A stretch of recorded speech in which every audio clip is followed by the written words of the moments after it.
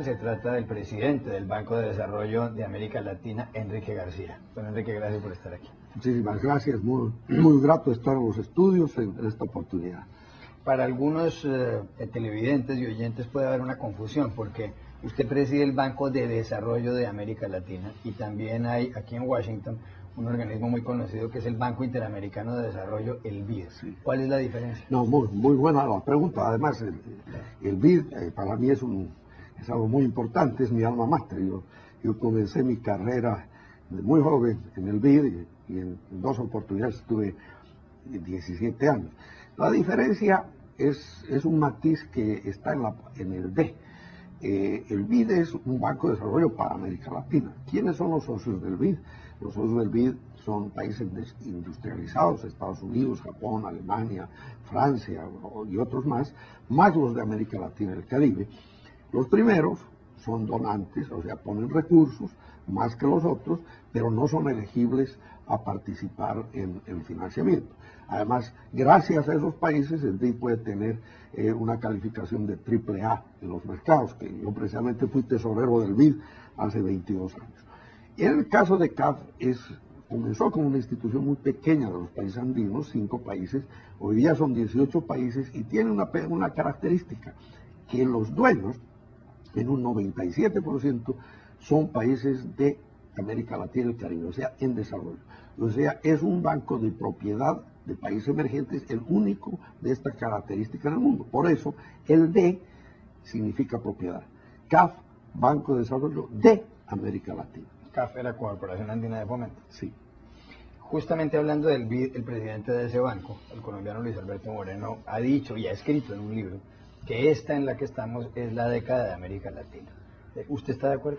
No, mira, yo creo que en parte es cierto. No hay duda que para América Latina en los últimos años han sido muy buenos en varios aspectos. Y los voy a citar. Uno, ha tenido la capacidad de tener un crecimiento económico adecuado, superior al de, obviamente, en medio de la crisis de Estados Unidos, de Europa, en fin, superior al 4,5% en promedio. Algunos países hay 6, por lo menos, con crecimientos de 6, 7, 8%. Esa es una buena noticia. En general, ha habido bajas inflaciones. Otro tema que ha sido muy positivo, gracias a ese ímpetu, ha sido que ha habido un avance muy importante en la reducción de la pobreza. Esa es la buena noticia.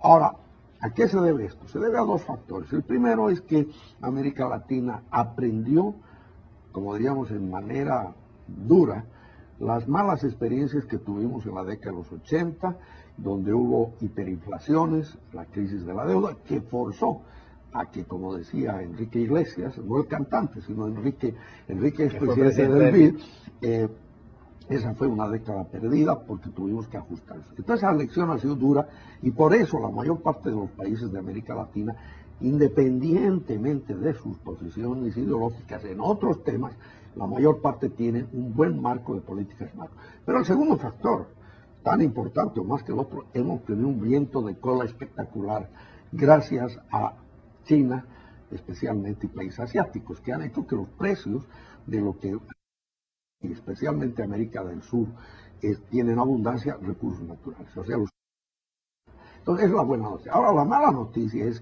y por eso hay que tener cuidado, es que en lo estructural no se han hecho los suficientes avances. Es decir, nosotros hicimos un estudio con gente de afuera de una visión de América Latina 2040 y la conclusión de ese estudio es que si América Latina quiere lograr una convergencia en ingreso per cápita con los países industrializados, digamos en los próximos 25 años, no puede estar satisfecho con un crecimiento del 4%, tendría que ser al 6-7%.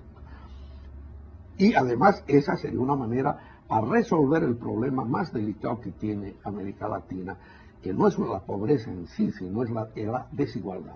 Bueno, es fácil decir eso. ¿Eso cómo se hace? ¿Cómo puede uno lograr que la economía latinoamericana crezca más del 6%? Para mí el gran filósofo, hay un gran filósofo mexicano, que yo no sé si tú lo has visto muchas veces, se llama Cantinflas. Oh, gran filósofo. Y Cantinflas decía, ahí está el detalle.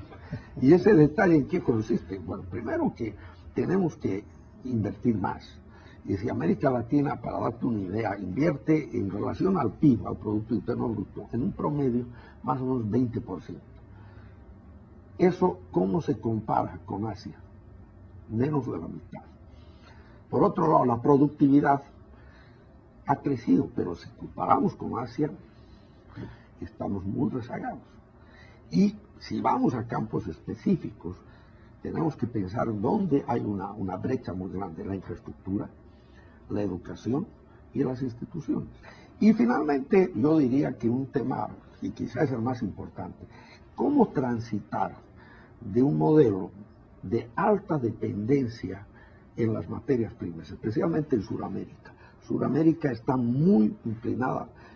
Alicia Bárcena de CEPAL dice que estamos en la era de la reprimarización. Es cierto, porque con estos precios maravillosos que hemos tenido, obviamente se han dejado a la otras cosas. Entonces, ¿cómo ir de un modelo de ventajas comparativas basado en commodities, en recursos naturales y salarios bajos, a un modelo que tome muy en cuenta esos recursos, obviamente, pero que hay una transformación basada en tecnología, en innovación, en cadenas productivas, en cómo atraer inversión? Por ejemplo, China, que no solo esté concentrada en los recursos naturales para ser exportados, sino que también traiga inversión que esté vinculada con tecnología, con innovación. Y aquí viene el detalle muy importante: cómo retomar la bandera de la integración regional. Hay una cantidad de organismos multilaterales en el mundo, qué sé yo, la Unión Europea, aquí en Estados Unidos el Tratado de Libre Comercio entre Washington y los canadienses y los mexicanos y demás. En América Latina hay una cantidad de cosas. Ahora hablamos de la Alianza del Pacífico, en una época existía el Pacto Andino, ahora está la Comunidad Andina, pero también está Mercosur y demás. ¿No será que hay un gran reto para la región en integrarse en algo pues quizá un poco más serio, por una parte, y por otra parte, qué tan importante es el comercio dentro de los países de la región, dentro de los países de América Latina? No, mira, tu observación es ciertamente muy válida, más aún en la conferencia que hemos tenido en Washington en estos últimos días, que ha sido muy exitosa. Uno de los temas que se ha resaltado en varias de las presentaciones, comenzando por el expresidente de Chile, Ricardo Lagos, y continuando con los demás, es precisamente que América Latina tiene demasiados esquemas, pero no tiene ninguno. Y porque realmente se ha puesto mucho énfasis en los últimos años en los temas de la integración política, integración de ese tipo, pero el basamento de un proceso genuino de integración que pasa por la economía. Y un detalle, tu pregunta es muy válida: ¿qué comercio hay en la región? Y en América Latina el comercio intrarregional no pasa del 15-16%, 18% creo en el Mercosur. En la comunidad andina era menos del 15%, comparado con Europa, que es el 70%, y vamos a Asia. En Asia estamos hablando del 45%. Entonces ahí viene un gran desafío. No solamente por la importancia de generar inversión y comercio dentro de la región, sino como un vehículo para que la inversión extranjera que trae el mundo sienta que hay una plataforma que le puede permitir expandirse en la región para ser competitivo y luego poder insertarse en la realidad irreversible que es el de las cadenas productivas globales. Ya no puedes cerrarte. Entonces a mí me parece que esto amerita una reflexión. Y ha habido un consenso en la reunión notable. Eran paneles sobre diversas cosas, pero este es un tema enorme. Por ejemplo, no hay duda que hay iniciativas pragmáticas. El caso de la iniciativa de la Alianza del Pacífico, hay un común denominador. Todos los países están viendo el Pacífico, pero al mismo tiempo tienen libre comercio entre ellos. Decía Lagos, con toda razón, no hay que olvidarse del Atlántico. Es decir, el mundo ahora no es pasivo y atlántico, es todo. ¿Y cómo logramos de que estos mecanismos pragmáticos se conviertan en mecanismos que fomenten un mayor relacionamiento en la región para insertarse en el mundo? Quiero preguntarle por la economía de tres países, a ver usted cómo las valora. Sí. ¿Cómo se están comportando México, Brasil y Colombia? No, mira, yo creo que, comencemos por México. México creo que es una economía que tiene una ventaja y tiene también unas desventajas. La desventaja, ¿qué es una ventaja?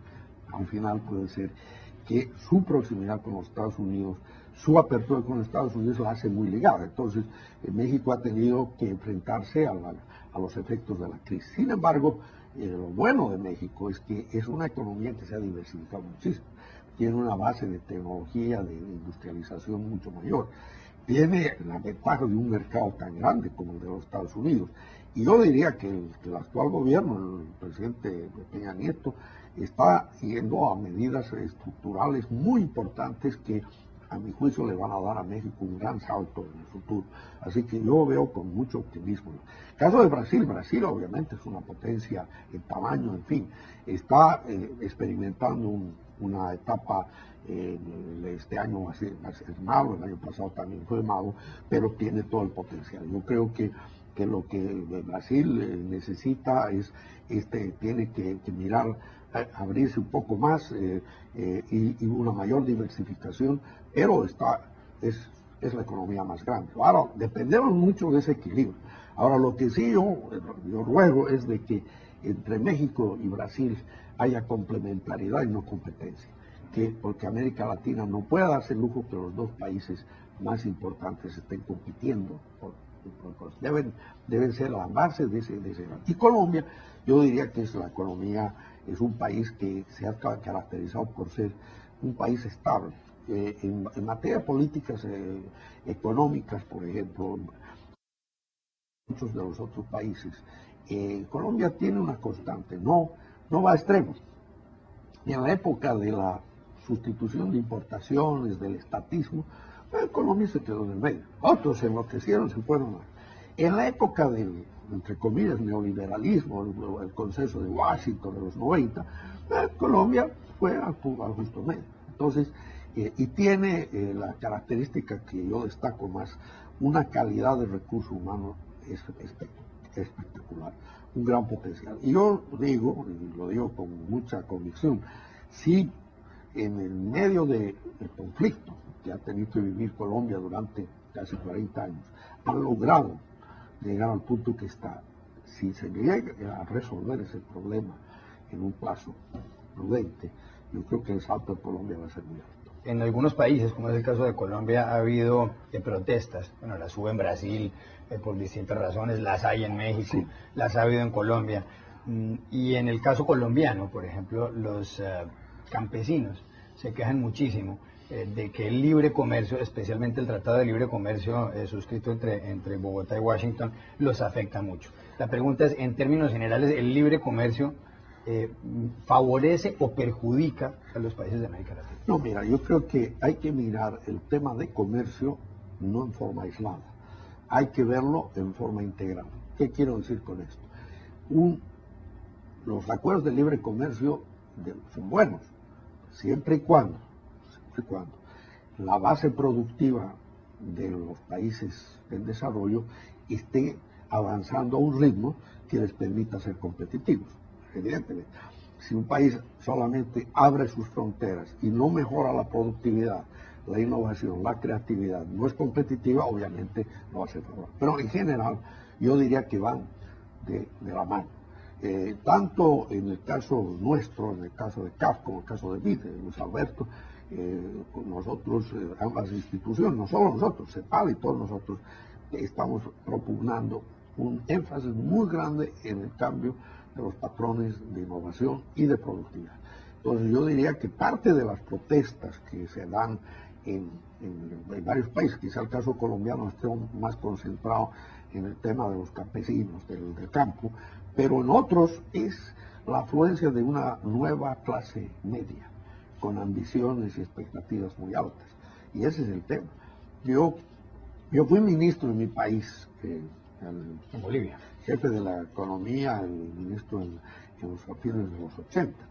Y el otro día nos reuníamos con algunos de los ministros que habíamos estado en esa época, en México, Pedro Aspe y varios otros, y que todos tomamos medidas bastante fuertes, como por ejemplo subir el precio de los hidrocarburos. El día que yo entré en ministro tuve que proponer al presidente subir el precio de la gasolina 45%.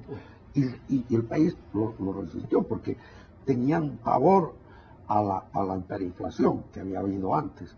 Y segundo, hay un factor muy importante. La condición de la sociedad era diferente, no habían clases medias tan grandes.